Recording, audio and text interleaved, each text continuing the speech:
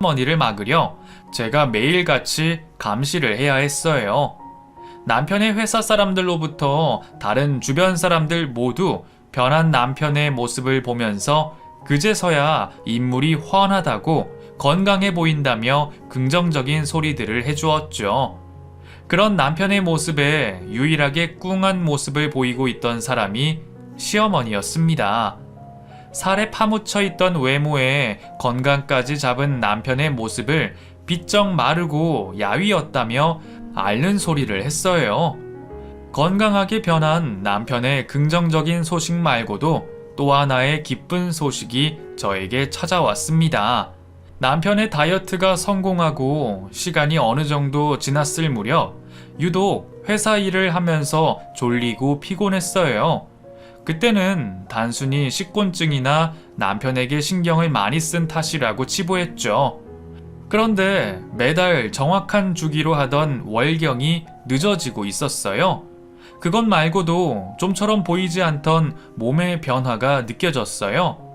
처음에는 임신을 생각하기보다 혹시 몸에 문제가 생긴 게 아닐까 걱정을 하며 제 증상들을 인터넷에 검색하게 되었죠.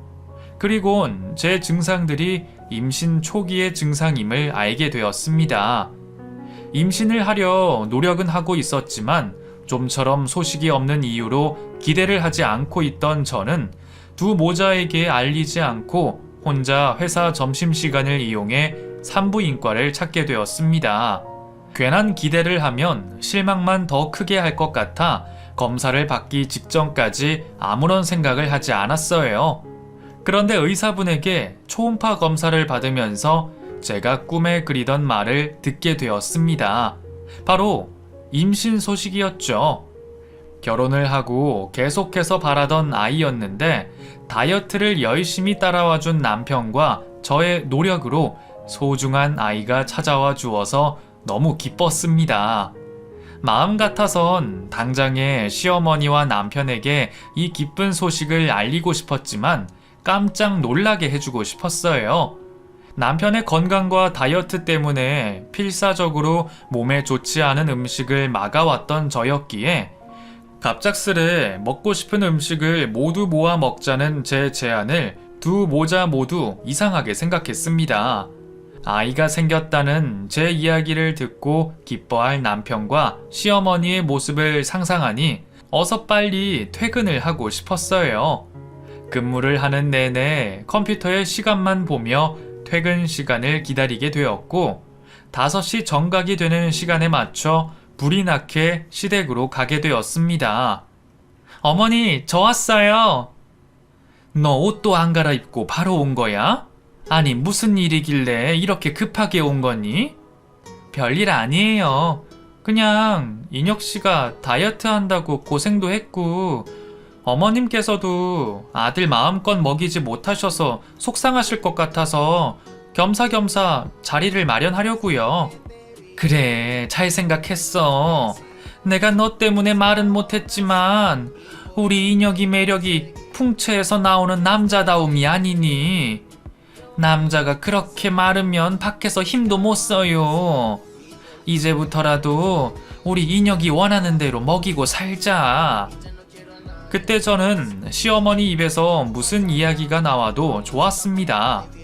퇴근하면서 사온 음식 재료들로 콧노래까지 부르며 음식을 하게 되었고 오랜만에 아들에게 마음껏 먹일 수 있다는 생각에 남편과 시어머니가 좋아하는 음식을 하고 있었죠. 그 외에도 두 사람이 좋아하는 배달 음식까지 시켰기에 주방에 있는 식탁에 말고 거실에 따로 상을 펴야 했어요. 일을 마치고 온 남편도 한순간 변한 제 모습을 보고 무슨 일인가 싶어 눈치를 보고 있었죠. 기분이 날아갈 듯 좋은 제 모습을 보고 금방 안심을 하게 된 남편은 간만에 포식하게 생겼다며 옷까지 갈아입고 먹을 준비를 하고 있었습니다. 임신을 성공하니 그런 남편의 모습까지 모두 다 좋았어요. 정말 한 상 떡 벌어지게 차린 음식들로 흥분 상태인 남편과 시어머니와 같이 모두가 즐겁고 맛있는 식사 시간을 가지게 되었습니다.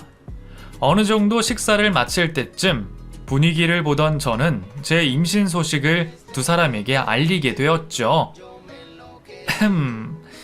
아내로서, 며느리로서 제가 할 말이 있어서 이렇게 모두가 즐거운 시간을 만들었습니다. 어쩐지 평범한 날은 아니다 싶었어.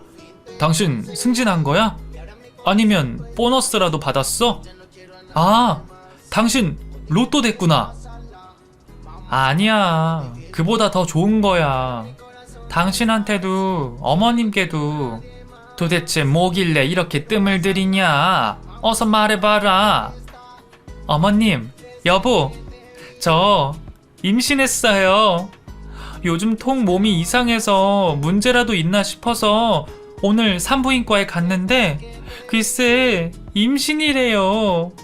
아직 3주차라 조심해야 한다는데 어떻게 저 혼자만 이 소식을 알고 있겠어요. 여보, 드디어 당신도 아빠가 된 거야. 어머님, 제가 예쁜 손주 보여드릴게요. 그 기쁜 소식을 듣고도 난리를 피우고 있는 건 저 혼자였습니다. 무슨 일인지 남편과 시어머니는 얼굴이 굳어가며 임신 소식에도 반응을 하지 않고 있었어요. 내가 너무 갑자기 말해서 다들 놀라셨어요? 밥 먹기 전에 말해야 했나? 제 물음에도 아무런 말이 없던 시어머니와 남편은 서로 눈짓을 하며 사인을 보냈죠. 아니, 너무 놀라서 그런 거지. 근데 당신 정말 임신 맞아? 다른 병원 가서 확인해 봐야 하는 거 아니야? 그때는 그렇게 노력해도 안 되던 임신이 갑자기... 응? 무슨 소리야? 오늘 내가 직접 산부인과 가서 초음파로 확인했다니까? 여기 사진도 있잖아. 그래? 그래도 또 모르지. 의사가 잘못 확인했을 수도 있고, 혹시 당신이 처음에 생각한 것처럼 혹이나 그런 문제를 잘못 봤을 수도 있고, 이왕 확인하는 거 확실하게 한 번 더 확인해보자. 뭐? 사진까지 있는데 믿지를 못하겠다고? 이녀기가 확실히 확인해보려고 하는 거니까 지금 당장 확인을 해보자는 거지. 무슨 말인지 모르겠지만 초음파 사진을 보여줘도 믿지 않는 두 사람은 굳이 지금 확인을 해야겠다며 야간 진료가 있는 산부인과까지 찾아 확인을 하자고 했습니다. 그때까지도 영문을 몰랐던 저는 단순히 두 사람이 괜한 실망을 하고 싶지 않아 재차 확인을 하고 싶어 한다 생각했어요. 그렇게 도착한 산부인과에서도 야간에 임신 검사를 받으러 온 저희를 이상하게 봤어요. 병원 내 주위를 둘러보아도 다들 급한 문제로 온 임산부들이 많았지, 저처럼 검사를 굳이 야간 진료 시간까지 받으러 온 사람은 없었죠. 그렇게 검사 예약을 하고 진료를 받게 되었습니다. 의사 선생님과 함께 검사실로 가족 모두 몰려가 확인을 하게 되었죠.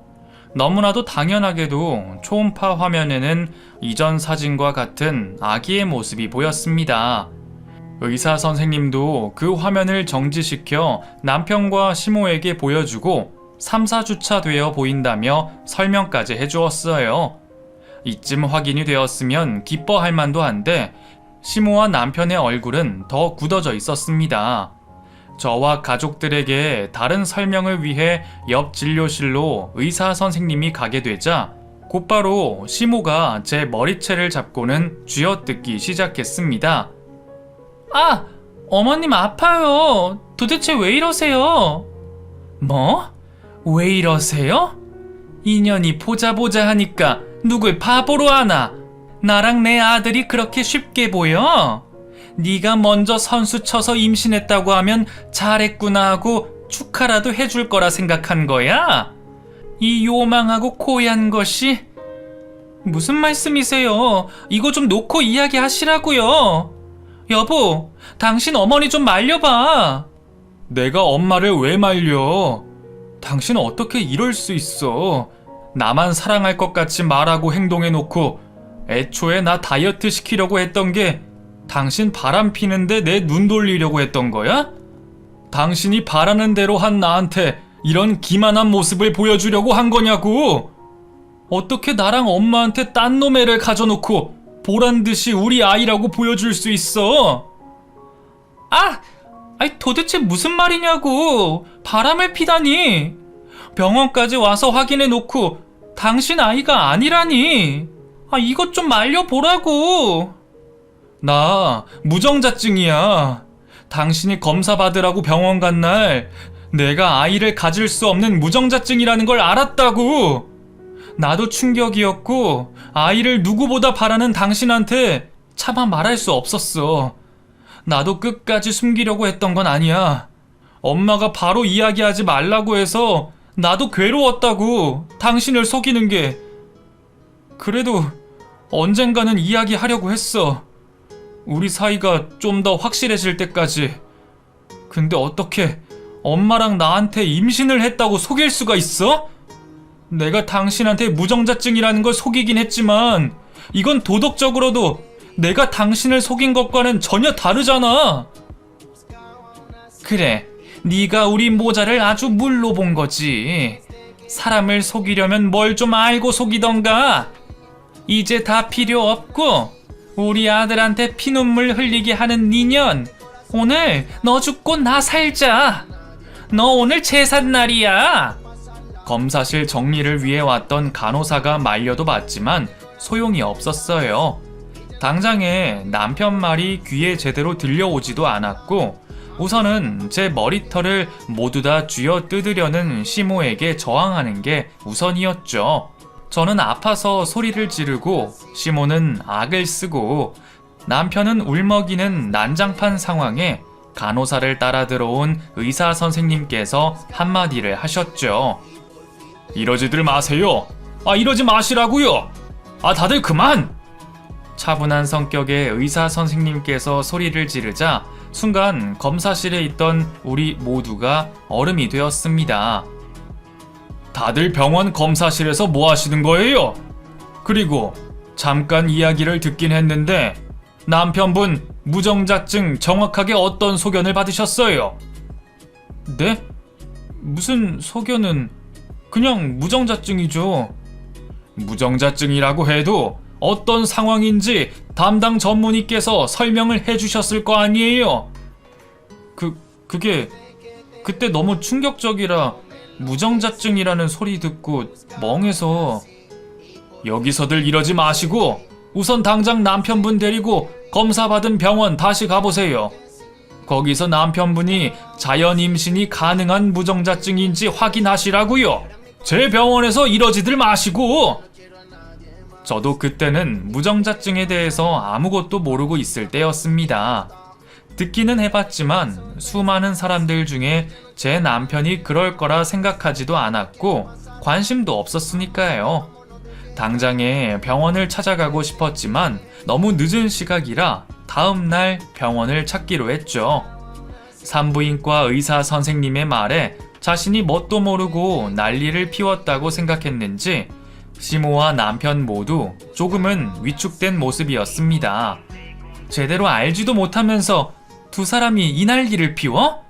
내일 되면 다 밝혀지겠지. 난 자신 있어. 내일 나 오전 일만 하고 반차 낼 테니까 당신 검사 받은 병원 진료 예약해놔.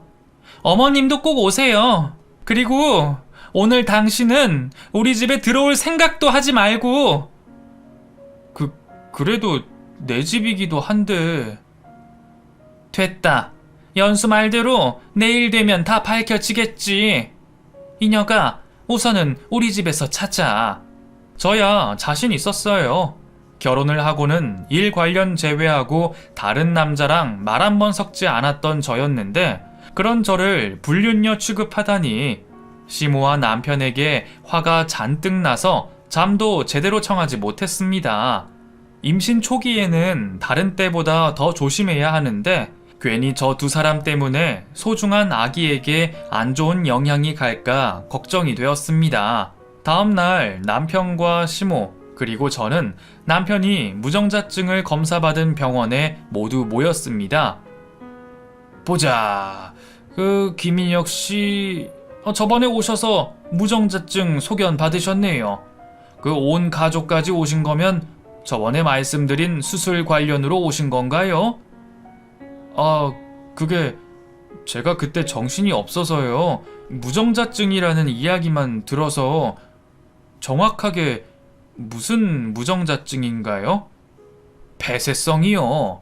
정자는 생성되는데 배출되는 부분에 있어 문제가 있는 거라 시술이나 시험관으로는 충분히 임신이 가능하세요. 의사의 말을 듣고 흥분한 제가 의사 선생님에게 당황하는 남편을 대신해 물어봤습니다. 그러면 혹시 다이어트를 한다거나 신진대사가 좋아져서 아주 낮은 확률이지만 자연 임신도 가능한 거죠?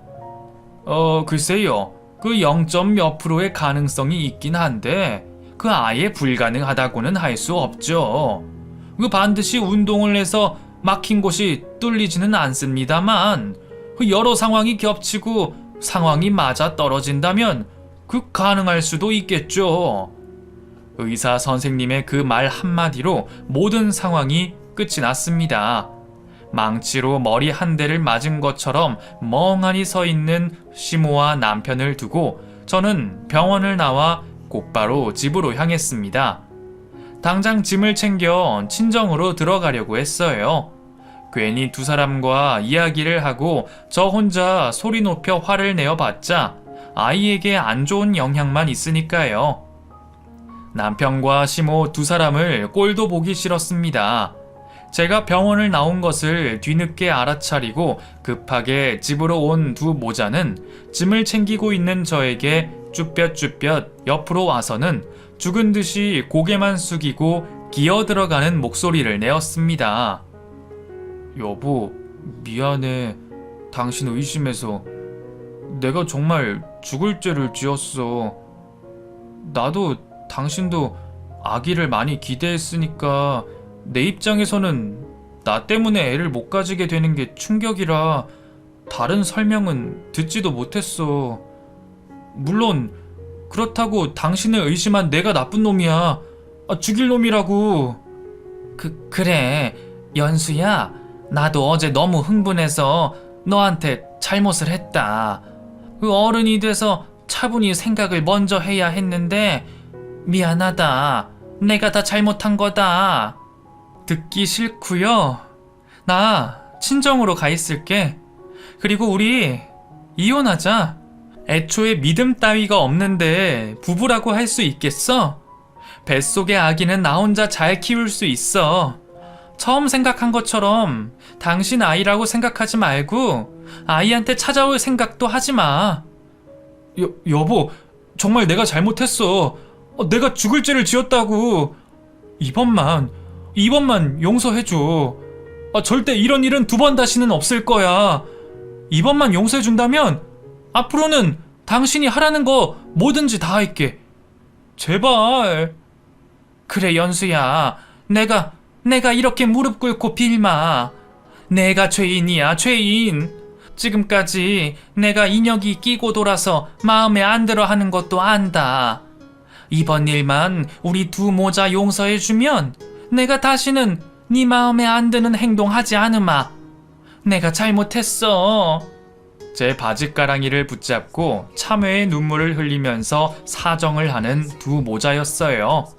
그때 저는 앞뒤 생각할 것 없이 불륜녀로 취급한 두 모자에게 무척이나 화가 난 저였기에 그러한 말들이 귀에 들어오지도 않았고 곧장 짐을 챙겨 친정으로 들어가게 되었죠. 임신을 해서 한창 기분 좋아하고 있을 딸이 짐까지 챙겨 친정으로 오자 친정 부모님도 놀라셨습니다.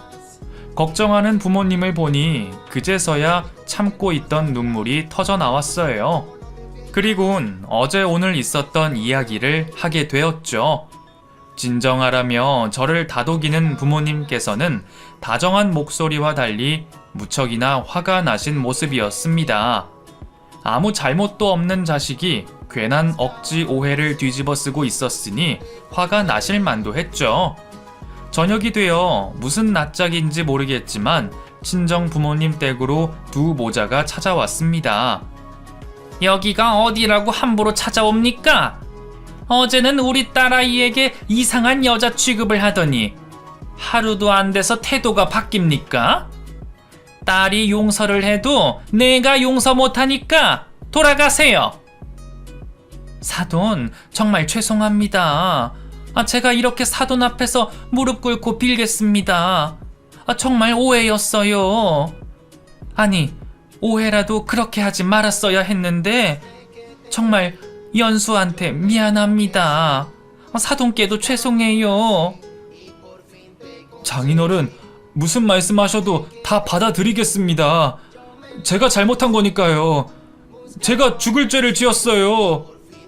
그 후에도 두 모자는 매일같이 저희 부모님 댁으로 찾아와 간절하게 빌고 또 빌었습니다. 물론 그 모습에 당장 화가 풀리진 않았지만 저도 제 감정을 가라앉히고 차분하게 미래를 생각해 보았어요. 그간 마마보이처럼 행동하는 남편과 이를 이용하는 시모 문제가 있긴 했지만 그렇다고 제가 아주 힘들고 모진 시집살이를 사는 것도 아니었고 당장에 자신의 상황을 오해한 사람 입장에서는 눈이 돌아 행동할 수도 있다고 생각했습니다. 무엇보다 화가 나서 막말을 내뱉긴 했지만 아직도 남편을 사랑하고 있었어요. 앞으로 이런 일이 두 번 다시는 없도록 다짐을 받기로 하고 용서를 하기로 생각했죠. 나올 생각을 하지 않는 저를 기다리고 있는 두 모자를 만나러 집 앞으로 나왔습니다. 여보, 나 정말 반성 많이 해. 이번만 용서해주면 당신이 죽으라면 죽고 살라면 살고 뭐든지 다 할게. 연수야, 나도야. 앞으로 뭐든 네 말만 들으마. 말로만 해서 무슨 약속이 되겠어요. 또 어떻게 말을 바꿀 줄 알고요.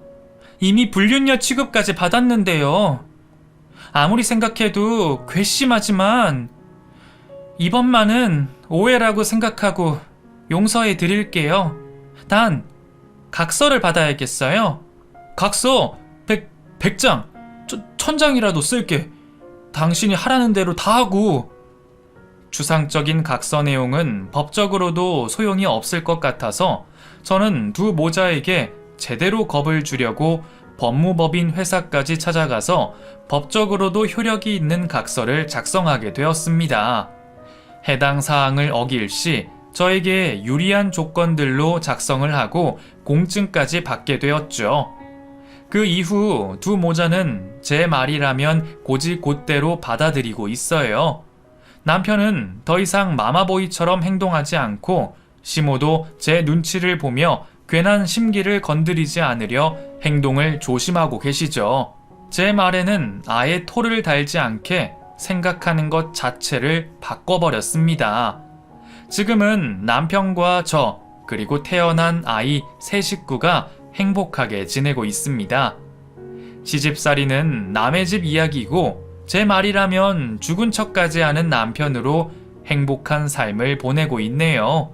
저 혼자만의 생각일 수도 있지만 세상에서 가장 편안한 삶을 살고 있는 며느리이자 아내이지 않을까 싶네요. 앞으로는 지금처럼만 같이 온 가족 행복한 시간만 보냈으면 해요. 그럼 저도 글을 이만 적고 구독자로 돌아가 새로운 사연을 기대하고 있겠습니다.